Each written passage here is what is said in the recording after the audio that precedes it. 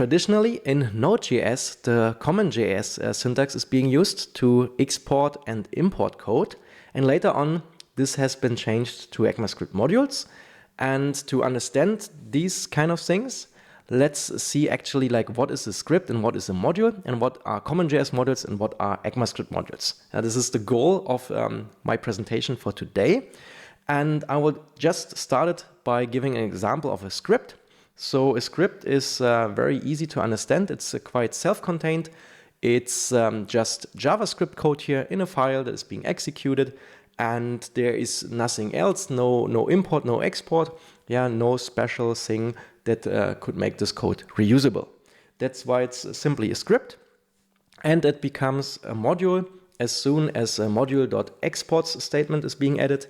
And this is very specific to CommonJS because it's an invention of the CommonJS module syntax that has defined that, okay, we want to reuse code in other snippets of code, so that's why we need a module export. So they invented the syntax, and with this syntax you can then import the code in another code using a require statement.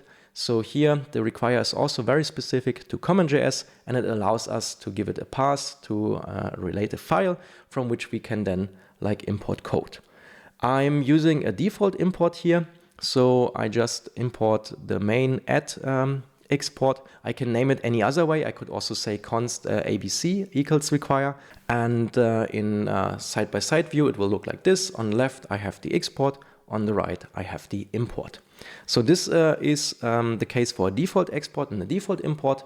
There are also named exports and named imports. They use the curly braces syntax. So here I can export multiple things, and I, for example, still export here the add function on the left, and on the right I then also need to use curly braces, like in an object syntax, where I then define, okay, what specific thing do I want to import from that add.js file. If I have multiple dependencies, then I need to use multiple require statements. So here, for example, I'm importing the default from Loadish, and the set I can name it any way I like. So I don't have to name it Loadish, I can name it underscore. And the second one is a named import, where I require from the add.js file that I have locally on my disk the add function. For a named import, I really have to use the name of the export. That's why it's called named import and named export and not default. So here I really have to name it add. I can't name it ABC or XYZ, for example. Also very interesting and important to know, when you import Loadish here without any file path, then it means that you need to install it as a package first. So you need to run then npm install Loadish to then have Loadish available in your Node modules directory on your local disk, because with CommonJS everything is being loaded from the disk from your local PC. There is no content that comes then from a remote URL. Well, of course it comes when you install the package, but after that it's being loaded locally. That's quite important to know, because in browsers that can be different, and that's what we will go through now. In browsers, traditionally, a script is still a script. You have here the function add, returns A and B. It looked like as the script before for the CommonJS environment. But there is something very different here, which is that if we add such a script using the script tag in our HTML file, then the script is available and the code is available as add. We have here console log add, but it also pollutes the window namespace, because everything that is being declared then in that add.js file will also be part of the window namespace. So our add function will be assigned to window, so we can also then execute window.add, but this is actually not a feature. It's actually quite something that we would like to avoid, because you can imagine that you include multiple scripts, like add.js and abc.js, for example. Both could have an add function, and then these functions would override one another, and you wouldn't know what you end up with. That's why dependency management and namespaces are very important, and this is also what we will see later then with ECMAScript modules. Talking about dependency management, in HTML you have to make sure of the order of scripts. So for example, if your add.js code here in the add.js file uses Lodash, you have to make sure that Lodash will be loaded before add.js. Yeah, so you define the order of the scripts in which they will be loaded and will be available. And that's also an extra burden to the developer. And what is very special here in browsers is that you can load code from URLs. So in CommonJS and Node.js environments, we had to install the code to have it locally available. Here we can mix and match. Yeah, I have a relative add.js file, but I have remote Lodash content. This also creates then the topic of that some files can arrive first and some will arrive later. Yeah, depending on your network speed. You cannot really guarantee when something will be fetched. Yeah, this is also what you need to take like extra care of then in your application code. In the good old times of jQuery, there have been things like jQuery ready or on ready. Yeah, you need to then listen actively for your ready state when all scripts are loaded to then be like sure that you can like execute it. On the other hand, it's quite cool to have that functionality available that you can fetch code from remote, and that's also something that then the ECMAScript module standard included.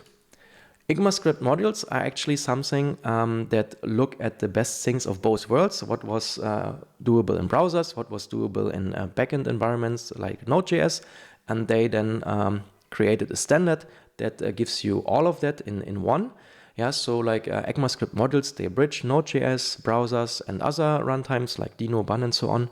And it has been like drafted and written down by ECMA International. Yeah, that's why it's called ECMAScript Modules, because it comes from ECMA International.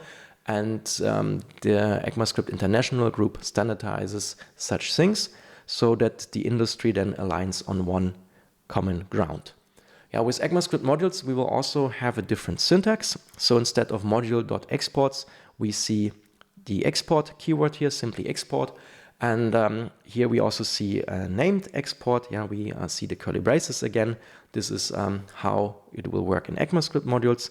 Here's a side-by-side comparison. On the left, we have ECMAScript modules, or an ECMAScript module. Yeah, it's just one here. And on the right, we have a CommonJS module using the module.exports statement.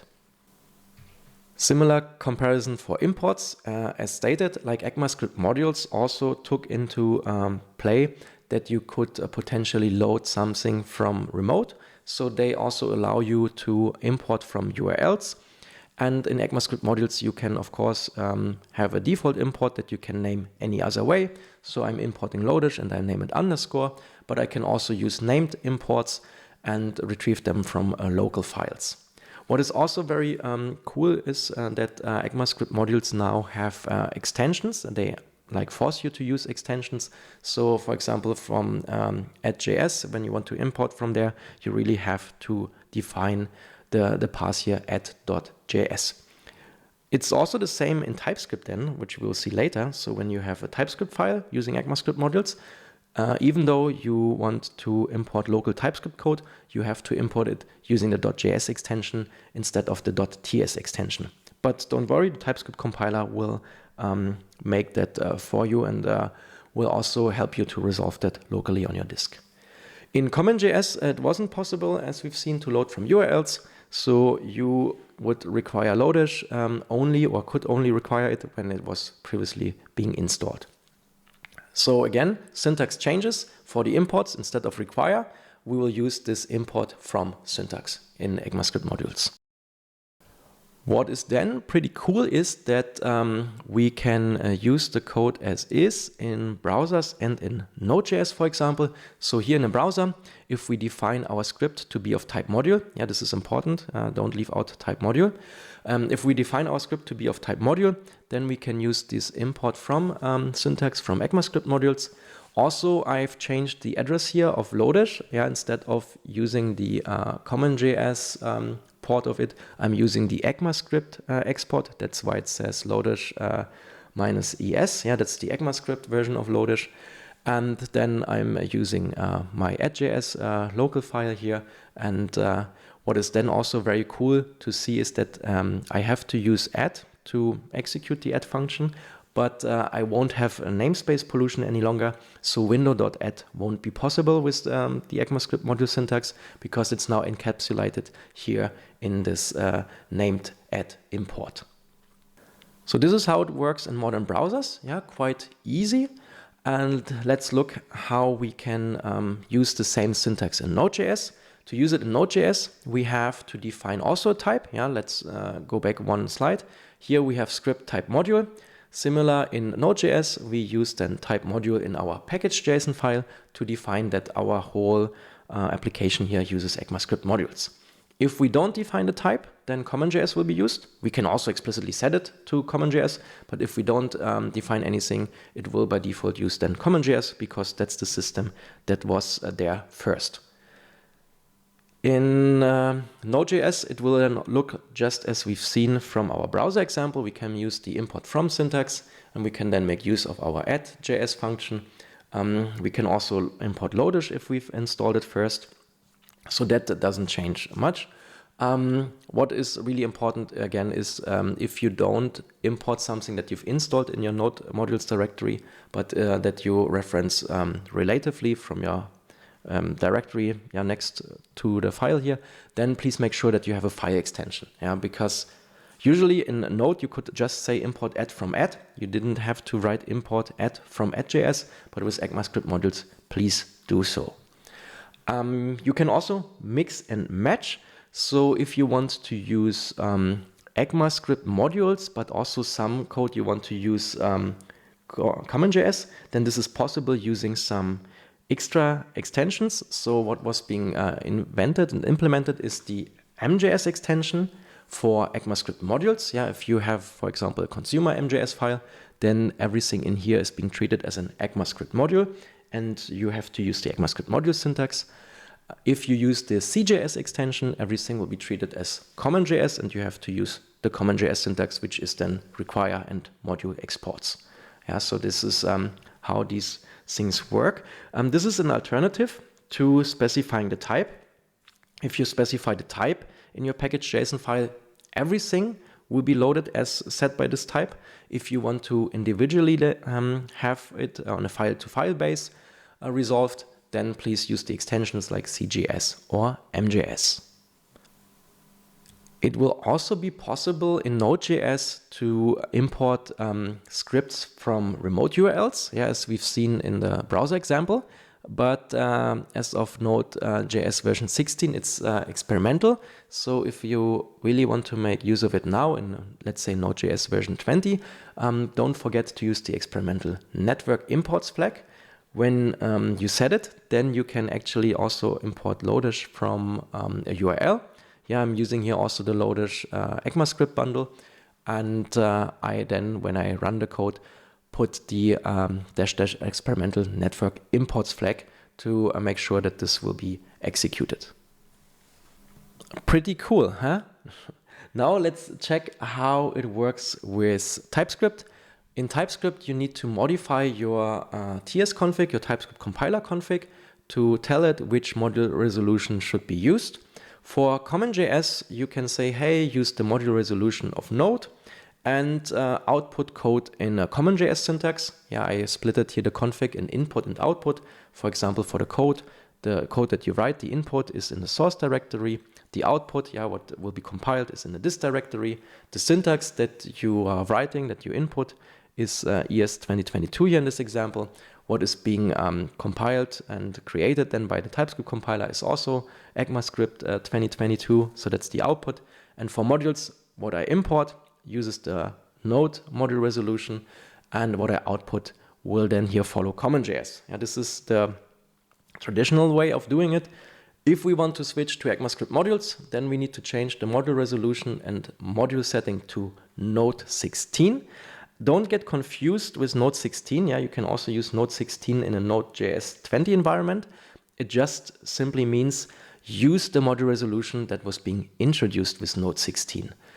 So that being said, when you use Node 16 here as module resolution, then the TypeScript compiler will act like Node 16. So it will check what type is being set in your package.json file, and depending on the type, it will treat your modules either in CommonJS or in ECMAScript modules way.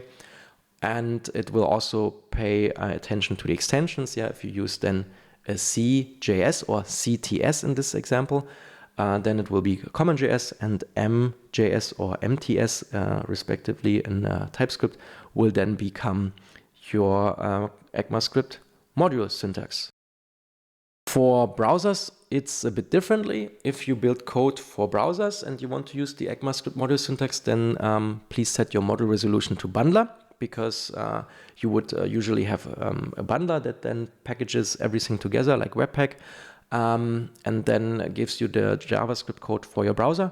And as a module system, don't put NodeNext, put ECMAScript next. Yeah, the next is, by the way, like a moving target.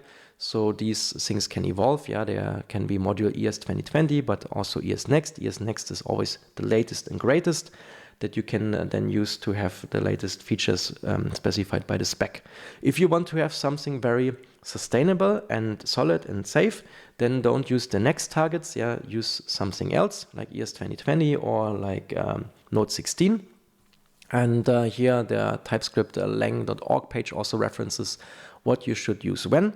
So they explicitly say use ESNext when you use a bundler for the browser, but don't use ESNext for Node. Yeah, for Node.js, use either Node 16, which is a stable target, or NodeNext, which is then the latest and greatest node resolution strategy.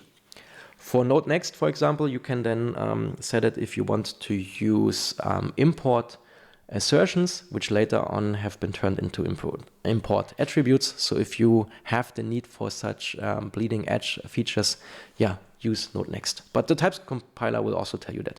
Then let's have a look at TypeScript for ECMAScript modules using NodeNext. Here I'm also giving you some examples of the TypeScript handbook, which says that module resolution is implied usually from the module.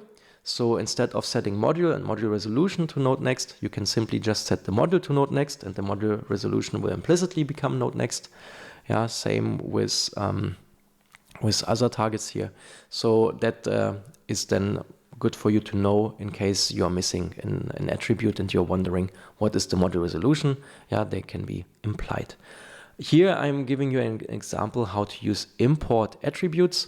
Yeah, the module is set to NodeNext, and then I activated resolve JSON module as a pretty advanced feature to then import JSON in a type-safe manner. Let me give you a small example. Here on the left, we import the JSON file, and using the with keyword, we get the JSON in a type-safe way, so we can access the names array. Good, then small details, and to sum up what we've learned from this presentation. First of all, to make use of these new module schemas, please use TypeScript 5.2 and above, because only from there on the module and module resolution settings will be enforced. And please be aware that we have new extensions now. So instead of just TS, we have CTS and MTS as well that refer then to TypeScript in a specific module syntax. And we also have accordingly the declaration files dcts and dmts. And yeah, make sure that you set your type of module in your package.json file if you want to use ECMAScript modules with TypeScript. That's very important. Yeah, the type defined there defines basically the module system of your whole application. Also, when you use Node, use NodeNext, for example, but when using browsers, use ESNext. And be aware that if you import then code, like if you have a TypeScript main TS file and you import something from an add.ts file, then in your main TS file, use the .js extension. Yeah, import, for example, then something from .js, even though the JS file doesn't exist. Yeah, like this is the new trick here. Even though it's a TypeScript file that exists, like abc.ts, please write import from abc.js, because this is how it will be compatible with ECMAScript modules. Then import.meta, new API that will allow you to mimic dirname and file name. You may know these two constants from Node.js scripts, because in Node.js you can use dirname and file name to get the current name of the file or like the directory the file lives in.